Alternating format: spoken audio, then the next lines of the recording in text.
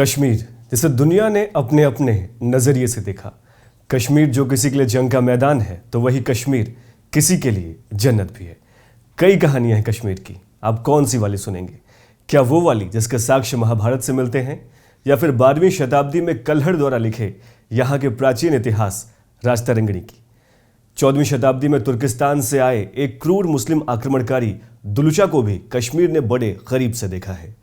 कश्मीर गवाह है 1846 में हुई अंग्रेजों द्वारा सिखों की हार का और महाराजा हरि सिंह और लॉर्ड माउंटबेटन के बीच हुई तकरार का भी। जिन्ना, पंडित नेहरू और शेख अब्दुल्ला के किस्सों को भी कश्मीर ने खूब सुना है।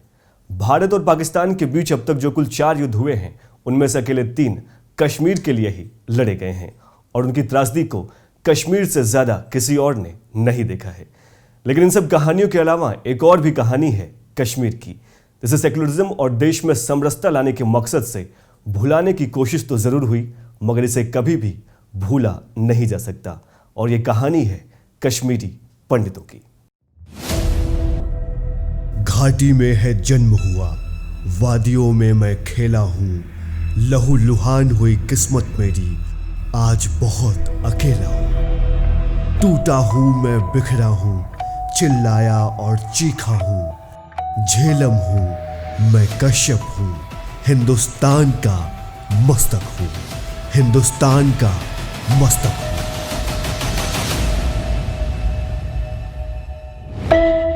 कश्मीर के बारे में कहा जाता है कि गर फिरदौस बर्रुए ज़मी अस्त, हमी अस्तो हमी अस्तो हमी अस्त।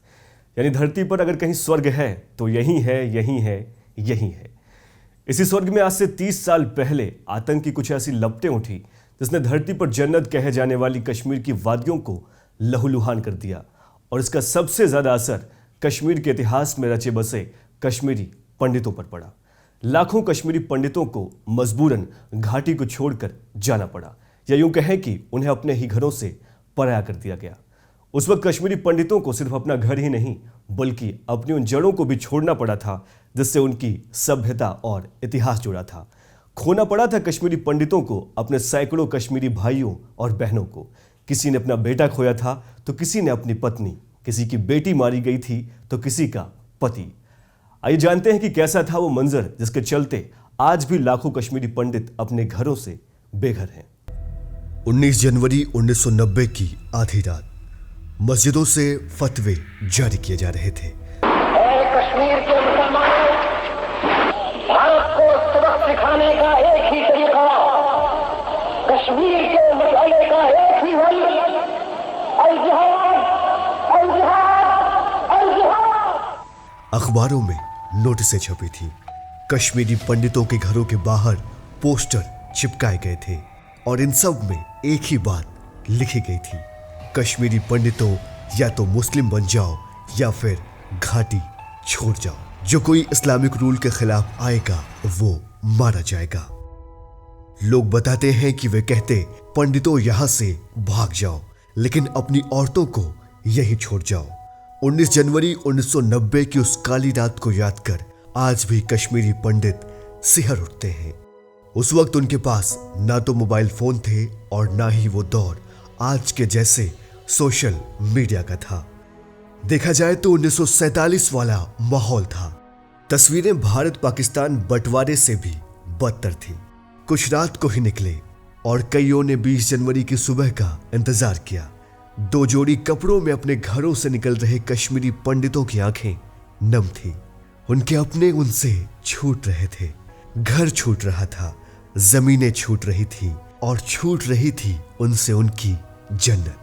कश्मीरी पंडितों को अपने सामान तक को नहीं ले जाने दिया गया। महिलाओं को अगवा किया गया, उनकी अस्मत लूटी गई। लाइनों में बैठाकर कश्मीरी पंडितों को गोलियों से छलनी किया गया। कई मासूमों को भी मारा गया। कईयों की जबान तक काट ली गई। व्यापार और पैसे हड़प लिए गए। कुछ कश्मीरी पंडित जो अपने घरों को बेचकर वहां से निकलना चाहते थे, उन्हें अपने घरों तक को बेचने नहीं दिया गया। इसके अलावा भी और बहुत कुछ हुआ जिसने न सिर्फ हिंदुस्तान बल्कि पूरी मानवता को शर्मसार कर दिया। घाटी से निकले कश्मीरी पंडित जम्मू की ओर बढ़े। जहां ठिकाना मिला वहीं रुके। कुछ तंबुओं में रहे तो कुछ दिल्ली की ओर बढ़े। जो नहीं भागे वो वहीं रहे और डर डर के जिए। क्या करते, पैसा ही नहीं था, कहां जाते और कहां आशियाना बनाते। यह सिलसिला उस साल मार्च से लेकर अप्रैल महीने तक जारी रहा। इसके अलावा भी 1980 के दशक से शुरू हुआ कश्मीरी पंडितों का नरसंहार 2003-4 तक जारी रहा। सरकारी आंकड़ों की माने तो 1989 से 2004 के दौरान कुल 219 कश्मीरी पंडितों की हत्या हुई और लगभग 60,000 कश्मीरी पंडितों के परिवार कश्मीर घाटी छोड़कर चले गए। इस मामले को लेकर कश्मीरी पंडित संघर्ष समिति KPSS का कहना है कि उस वक्त घाटी में 75,000 से ज्यादा कश्मीरी पंडितों के परिवार थे, लेकिन इस त्रासदी के बाद लगभग 70,000 परिवारों ने 1992 तक अपना सब कुछ छोड़ दिया और वो वहां से चले गए। लोगों को मारे जाने को लेकर कई और सोर्स दावा करते हैं कि अकेले नवंबर 1989 से लेकर दिसंबर 1990 के बीच ही करीब 700 से 800 कश्मीरी पंडितों को मारा गया था। 2012 के एक सरकारी डेटा के मुताबिक आज भी कश्मीर में लगभग 800 कश्मीरी पंडितों के परिवार रह रहे हैं।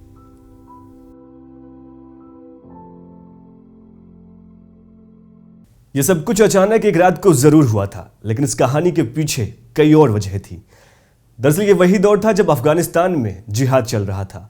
रूस अफगानिस्तान पर चढ़ाई कर चुका था और अमेरिका रूस को वहां से निकालने की जद्दोजहद में लगा हुआ था। पाकिस्तान इस पूरे घटनाक्रम का समर्थन कर रहा था। अफगानिस्तान के जो लोग बगैर परवाह के रूसी सैनिकों को मारने पर तुले थे, पाकिस्तान उन्हें पाकिस्तान प्रशासित कश्मीर में ट्रेनिंग दे रहा था। ईरान में भी इसी दौरान एक इस्लामिक आंदोलन हुआ था और वहां भी एक इस्लामिक सरकार बनी थी, जिससे दुनिया भर में मौजूद इस्लामिक कट्टरपंथियों को काफी बढ़ावा मिला। इन सब के अलावा सऊदी अरब जैसे देश भी वहाबी विचारधारा का प्रसार करने में लगे हुए थे। कश्मीर में भी इस विचारधारा को पाकिस्तान और ISI के जरिए बढ़ावा दिया गया। लेकिन इन सब के अलावा इस दौरान जम्मू कश्मीर की राजनीति में कुछ ऐसे घटनाक्रम हुए जिसने घाटी में कश्मीरी पंडितों की मुश्किलों को बढ़ा दिया। कश्मीर के पहले राज्य प्रमुख शेख अब्दुल्ला और पंडित नेहरू के रिश्तों के बारे में तो आप जानते ही हैं। काफी अच्छे संबंध थे दोनों के, हालांकि वो जिन्ना के भी काफी करीबी माने जाते थे।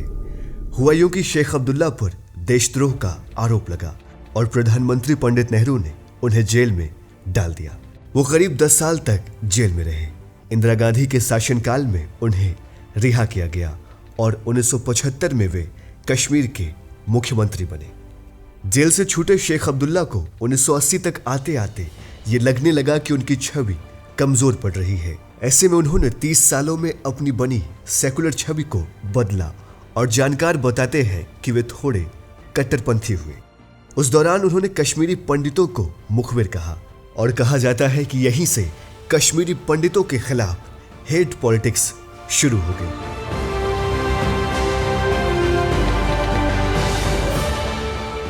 उन्नीस 1982 में जब शेख अब्दुल्ला की मौत हुई तो उनके बेटे फारूक अब्दुल्ला नेशनल कॉन्फ्रेंस के लीडर बने।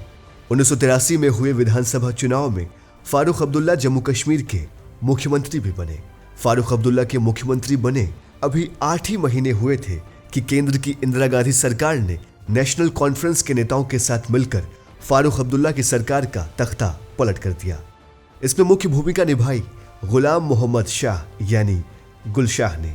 गुलशाह नेशनल कॉन्फ्रेंस के पुराने नेता थे और शेख अब्दुल्ला के दामाद भी। इस तरह से कांग्रेस ने पार्टी और घरेलू रिश्तों को भी तोड़ने में अहम भूमिका निभाई। अब गुलशाह को ही जम्मू कश्मीर का नया मुख्यमंत्री नियुक्त किया गया। हालांकि 1984 से 1986 के दौरान गुलशाह के शासन में इस्लामिक स्टेट को बढ़ावा मिला। कुछ दंगे भी हुए गुलशाह के कार्यकाल में। मंदिरों को तोड़कर मस्जिदों का निर्माण हुआ और कहा गया कि इस्लाम खतरे में है। इसी दौरान राष्ट्रीय राजनीति में एक और बड़ा फेरबदल हुआ। प्रधानमंत्री इंदिरा गांधी की मौत के बाद राजीव गांधी देश के नए प्रधानमंत्री बने। राजीव गांधी सरकार ने एक बार फिर फारूक अब्दुल्ला से हाथ मिलाया, जिसे राजीव फारूक समझौते के रूप में जाना जाता है। इसके बाद 3 महीने तक फारूक अब्दुल्ला जम्मू कश्मीर के मुख्यमंत्री बने रहे। मार्च 1987 में जब दोबारा चुनाव हुए तो नेशनल कॉन्फ्रेंस कांग्रेस के समर्थन से जीतने में कामयाब रही। कहा जाता है कि यह चुनाव ही वो टर्निंग पॉइंट था जिसने कश्मीर के इतिहास को पूरी तरह से बदल कर रख दिया। दरअसल इस दौरान कई और संगठन भी कश्मीर में सर उठा रहे थे। इनमें मुस्लिम यूनाइटेड फ्रंट यानी MUF मुख्य रूप से शामिल था। इस संगठन में वे लोग भी शामिल हुए जो जम्मू कश्मीर सरकार और भारत सरकार से नाखुश थे। कहा जाता है कि उस वक्त घाटी में ऐसी लहर थी कि शायद मुस्लिम यूनाइटेड फ्रंट चुनाव जीत भी जाती, लेकिन कुछ सोर्स कहते हैं कि इन चुनावों में धांधली हुई थी और इसी कारण नेशनल कॉन्फ्रेंस की सरकार बन पाई थी। चुनावों में हुई धांधली के कारण लोगों का गुस्सा सरकार और इंडियन स्टेट के खिलाफ और भड़क गया। सूफी इस्लाम और कश्मीरी पंडितों के लिए जाने जाने वाले कश्मीर में इस घटनाक्रम के बाद कट्टरता बढ़ती ही गई। यही वो वक्त था जब अफगानिस्तान में जिहाद को बढ़ावा दे रहे जिहादियों का संपर्क जम्मू कश्मीर के चरमपंथियों से हुआ। इन जिहादियों और घाटी के चरमपंथियों पर जब पुलिस ने कार्रवाई की तो कई बेकसूर मुसलमान भी इसमें फंस गए। मौके की नजाकत को देखते हुए चरमपंथियों ने कश्मीरी पंडितों को मुखबिर कहा। दरअसल कश्मीरी पंडित हिंदू थे और ऐसा नहीं था कि वो कश्मीर के सिर्फ किसी एक इलाके में बसे हुए थे। कश्मीरी पंडित पूरी घाटी में थे। इसके अलावा कश्मीरी पंडित कश्मीर में ज्यादा पढ़े लिखे थे और राज्य सरकार की नौकरियों में उन्हीं का बोलबाला था। इन्हीं सब कारणों से कश्मीरी पंडितों को डराना धमकाना शुरू हो गया और इसको लीड किया Jammu Kashmir liberation front JKLF ने। पाकिस्तान और ISI ने जम्मू कश्मीर लिबरेशन फ्रंट जैसे संगठनों को ट्रेन किया था। JKLF के अलावा जमात इस्लामी कश्मीर नाम का संगठन भी इसमें जुटा हुआ था। इसके अलावा चुनावों में हारी मुस्लिम यूनाइटेड फ्रंट भी और कट्टर हो गई। अब आतंकवादी भारत के प्रति समर्थन रखने वाले हर उस शख्स को धमकी देने लगे और इनमें कश्मीरी पंडित सबसे आगे थे जिन्हें निशाना बनाया गया।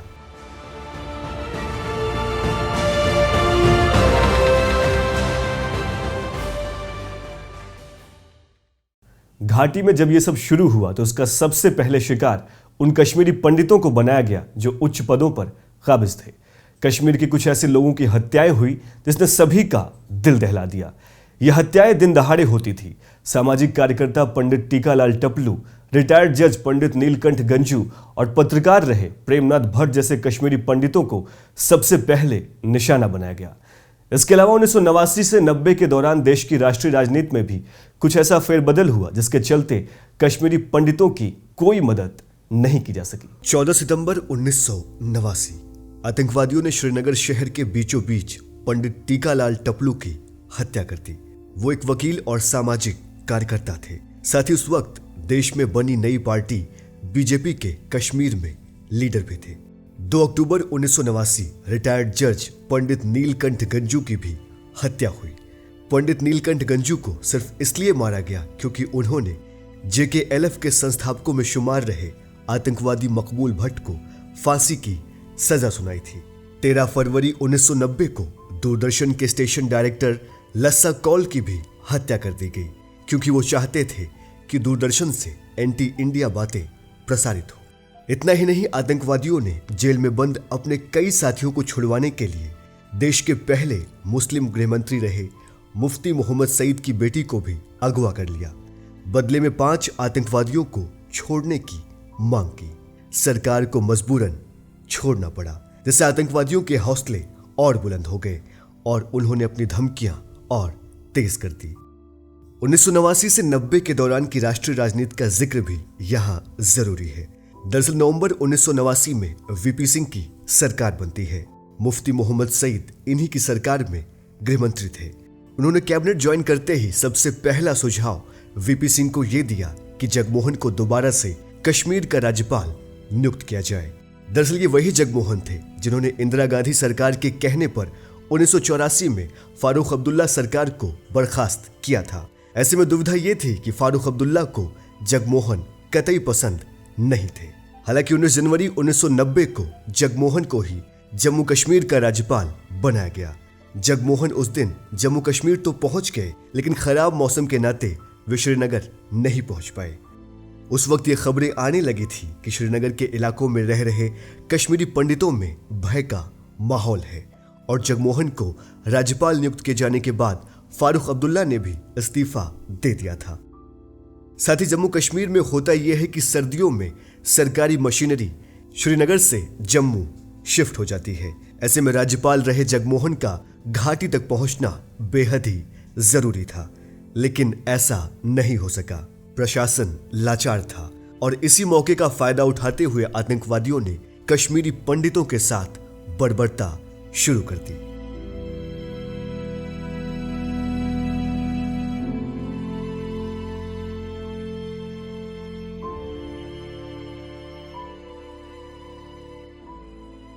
कश्मीरी पंडितों को इस साल कश्मीर छोड़े 30 साल पूरे हो गए हैं। पिछले महीने की 19 तारीख को कश्मीरी पंडितों ने हॉलोकॉस्ट डे के रूप में मनाया है। घाटी से जिन कश्मीरी पंडितों ने पलायन किया उनमें ज्यादातर लोग पढ़े लिखे थे, कई तो नौकरी करते थे, अच्छे घरों में रहते थे। आलीशान घरों को छोड़कर टेंटों में रहना और खुद के ही देश में रेफ्यूजी बनने से ज्यादा तकलीफ और क्या हो सकती है। जो भागे वो काफिर नहीं थे, उन्हें परवाह थी अपने इज्जत की, उन मासूम जिंदगियों की जिन्होंने अभी अभी आंखें खोली थी। कश्मीरी पंडित देश के अलग अलग हिस्सों में जरूर जा बसे हैं, लेकिन उनमें से आज भी कई ऐसे हैं जो किराए के मकानों में रहने पर मजबूर हैं। सरकार की तरफ से जो कॉलोनियां उन्हें मिली भी हैं, शायद ही वो कभी उन्हें घर जैसा एहसास करा पाएं। पिछले 30 सालों में कई सरकारें आईं, कई वायदे हुए, लेकिन अब तक कश्मीरी पंडितों को यह विश्वास नहीं दिलाया जा सका है कि उनके साथ जो 19 जनवरी 1990 की रात हुआ वो दोबारा कभी नहीं होगा।